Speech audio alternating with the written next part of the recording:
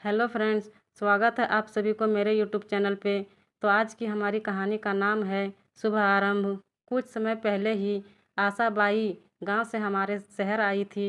थोड़े समय में ही उसने सबका मन जीत लिया था। चेहरे पर मुस्कुराहट के साथ घर के बच्चों से प्यार से बात करना, बड़ों का आदर करना उसके स्वभाव में था। काम के लिए उसे टोकना नहीं पड़ता था। पूरी लगन और मेहनत से वह काम करती थी। लेकिन जो बात सबको अच्छी नहीं लगती थी वह थी अपने साथ 9 बरस की बेटी ज्योति को काम पर साथ साथ लिए फिरना। पढ़ने लिखने की उम्र में लोगों के झूठे बर्तन साफ करने में अपनी मदद ज्योति से करवाकर शायद वह सबको अनायास ही बाल मजबूरी कानूनी के उल्लंघन के अपराध में झोंक रही थी।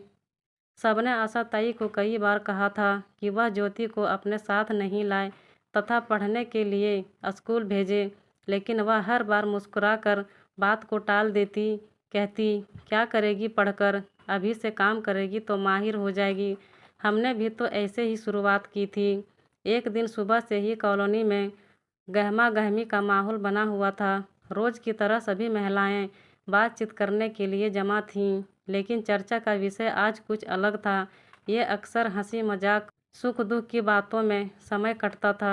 बड़ा अच्छा वातावरण था कॉलोनी का, लेकिन आज सब कुछ चिंतित से दिखाई दे रहे थे।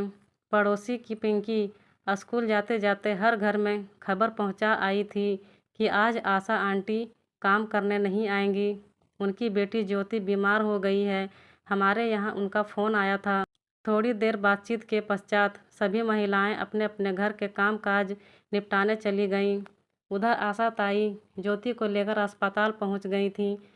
पड़ोस वाली आंटी ने उसे अस्पताल का रास्ता आदि समझा दिया था।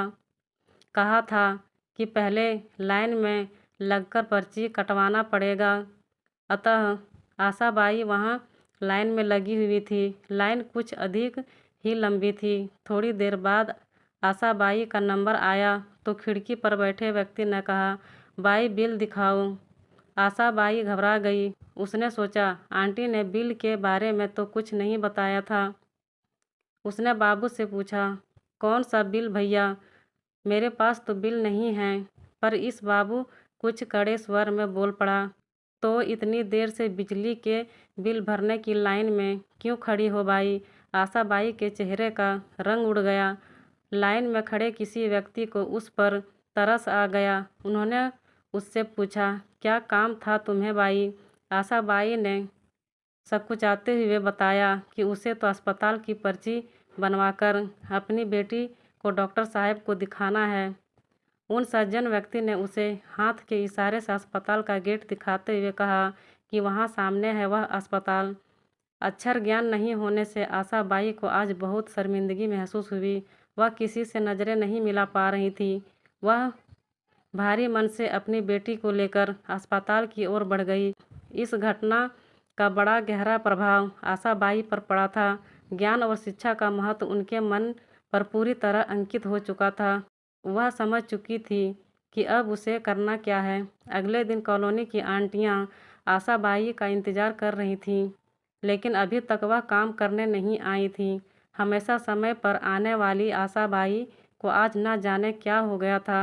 कहीं ज्योति की तबीयत ज़्यादा खराब तो नहीं हो गई। सब सोच ही रहे थे कि वह आती हुई दिखाई दी। कैसी है ज्योति, ठीक तो है ना। सबकी चिंता जबान पर आ गई। आशा बाई ने कल की पूरी घटना सबको कह सुनाई। देर से आने की वजह जब आशा ताई ने बताई तो सबके चेहरे पर खुशी फैल गई। आज वह ज्योति को स्कूल में भर्ती कराने गई थी। कल से वह स्कूल जाएगी। फिर क्या था, कोई स्कूल बैग अपनी तरफ से देने का कह रहा था, तो कोई यूनिफॉर्म का खर्च उठाने को तैयार था, कोई किताबों की व्यवस्था करने को राजी था, तो कोई कहीं से फीस की बंदोबस्त का आश्वासन दे रहा था। आज के समय में ऐसा कम ही देखने को मिलता है, लेकिन हमारी कॉलोनी की यही तो विशेषता थी।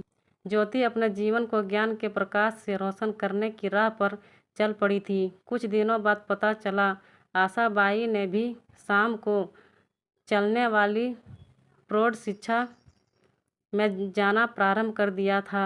परिवर्तन का शुभारंभ शायद ऐसे ही होता है। धन्यवाद।